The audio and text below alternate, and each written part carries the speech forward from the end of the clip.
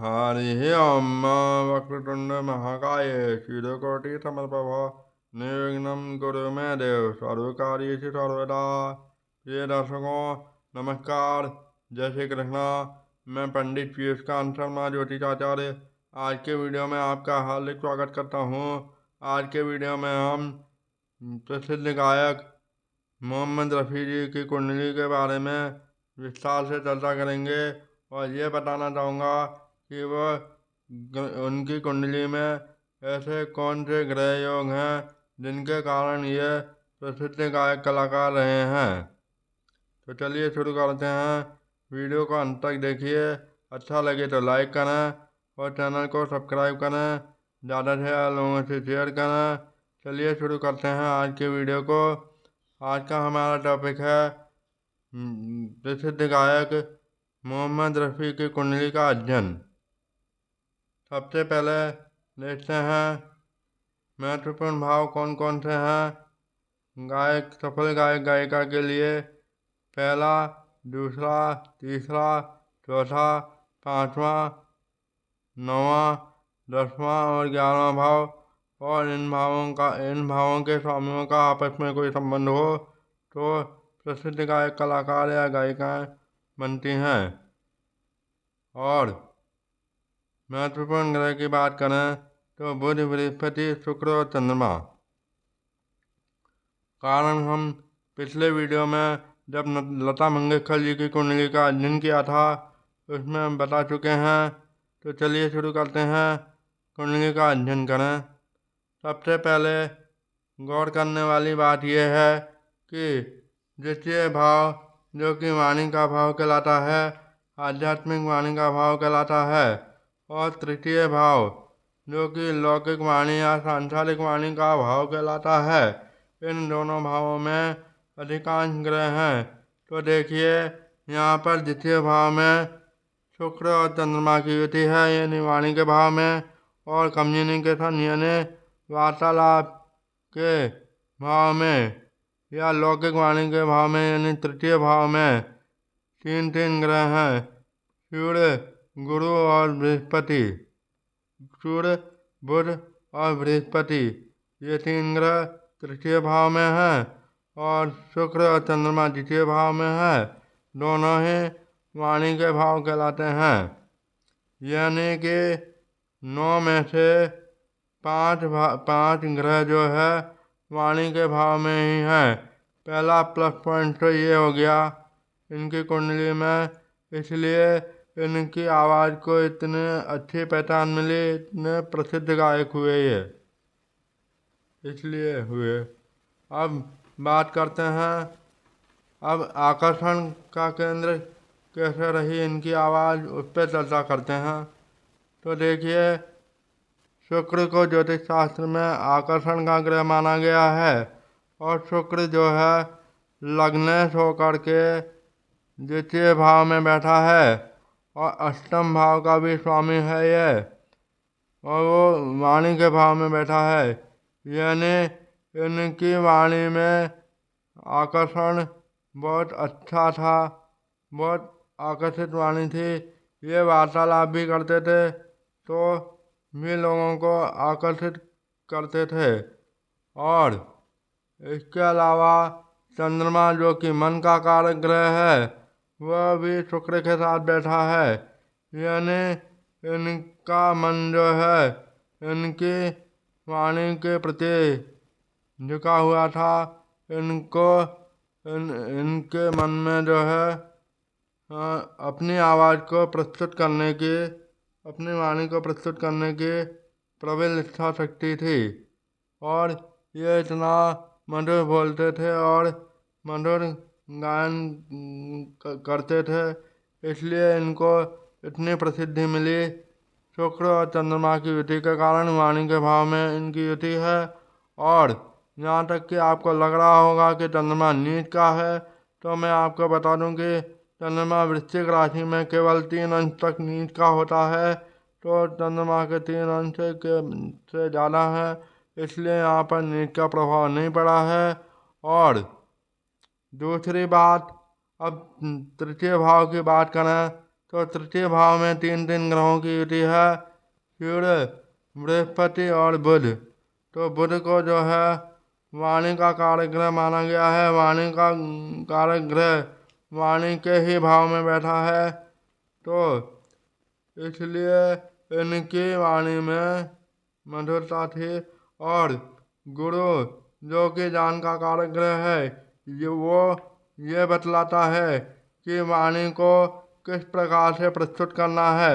जैसे कोई sad song होता है तो उसमें वाणी के हाव भाव किस तरह से रखने हैं, और कुछ हंसी खुशी का गाना होता है तो उसमें अपना लहजा कैसा रखना है, चेहरे के हाव भाव कैसे रखने हैं, ये कला जो है गुरु के प्रभाव के कारण आती है। तो इनमें ये निपुणता थी।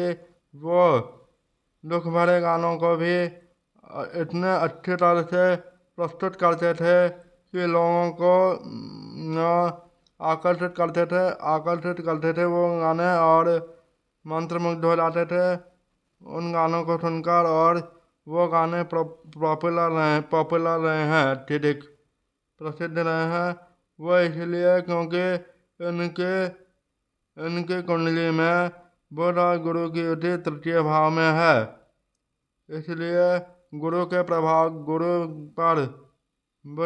बुध और गुरु के प्रभाव से इनकी वाणी में समयानुसार या परिस्थिति के अनुसार उतार चढ़ाव किस तरह से होना चाहिए, वो कला उस कला में निपुण रहे मोहम्मद रफ़ी साहब। अब बात करते हैं, सूर्य की बात करें तो सूर्य जो हम जानते हैं आत्मा का कारक ग्रह माना गया है ज्योतिष शास्त्र में। तो इनकी जो वाणी है वही इनके लिए आत्मा है, यानी इनकी जो मधुर वाणी है वो बोलने या उनको गाने से उनके आत्मा को तृप्ति मिलती थी। इस प्रकार की इनकी वाणी थी इतनी मधुर। और दूसरा प्लस पॉइंट देखिए, ये 5 ग्रह तो वाणी के भाव में हैं ही, इसके अलावा अन्य ग्रह भी इनके वाणी भाव से कनेक्टेड हैं। वो कैसे, तो आइए देखते हैं। सबसे पहले शनि को देख लें, क्योंकि शनि लग्न में है। पहली बात तो शनि तुला राशि में लग्न में है, तो शनि उच्च का हुआ, तो इसलिए भी इनके वाणी में आकर्षण रहा, ये भी प्लस पॉइंट रहा। और शनि की तीसरी दृष्टि भी वाणी के भाव में है, तृतीय भाव में है। ये देखिए 1 2 3 हो गया। उसके बाद में 7वीं दृष्टि जो है जनता में प्रसिद्धि की होती है, पार्टनर की होती है, जो कि मैंने आपको नरेंद्र मोदी जी की कुंडली के अध्ययन के दौरान समझाया था। तो शनि की दृष्टि जो है तृतीय भाव के साथ साथ सप्तम भाव में होने से, यानी तृतीय का संबंध भी, यानी तृतीय भाव पर शनि की दृष्टि और सप्तम भाव पर शनि की दृष्टि, ये जनता के बीच आकर्षण का केंद्र बनाती है इनको। और शनि की 10वीं दृष्टि 10म भाव पर है, तो इस प्रकार से शनि का संबंध 10म भाव से हो गया। लग्न भाव का संबंध जो है 10म भाव से हो गया। तो ये भी गायक कलाकार का योग बना, प्रसिद्ध गायक रहे। और शनि की जो है 10म दृष्टि। अब जो है मंगल की बात कर लें। मंगल की बात करें तो मंगल की दृष्टि देखो, मंगल की दृष्टि 1 2 3 4। मंगल की दृष्टि भी 9म भाव में है, यानी कि भाग्य भाव में है। और मंगल जो है इनकी कुंडली में द्वितीय भाव का स्वामी है। देखिए, द्वितीय का संबंध भी भाग्य भाव से हो गया, यानी वाणी भाव का संबंध भी भाग्य भाव से हो गया।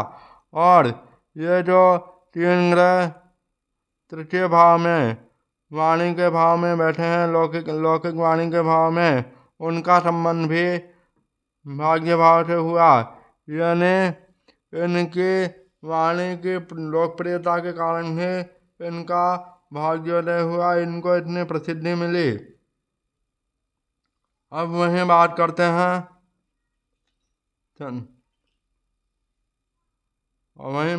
हैं उसके बाद में राहु केतु की और बात कर लेते हैं। राहु की बात करें तो राहु की दृष्टि को देखें तो 1, 2, 3, 4, 5, ये देखिए राहु का संबंध भी वाणी के भाव से बन गया। तो और राहु के 10वें भाव में होने की एक और खासियत है कि ऐसे व्यक्तियों को अपनी उपलब्धि या अपनी योग्यता का कभी एहसास होता ही नहीं है। वह निरंतर बस अपने कार्य में या अपने शौक में लगे रहते हैं।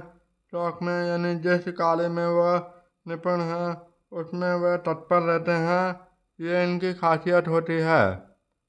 और राहु जो है अचानक प्रसिद्धि दिलाने वाला ग्रह है, अचानक लाभ दिलाने वाला ग्रह है, इसलिए इनको इतनी प्रसिद्धि मिली और इनको इनकी प्रसिद्धि का एहसास नहीं हुआ। और राहु का कनेक्शन जो है वाणी के भाव से हो गया। ये देखिए 1, 2, 3, 4, 5 और देख लें 6, 7, 8, 9। तो देखिए यहाँ पे भी वाणी भाव पर दृष्टि हो गई राहु की।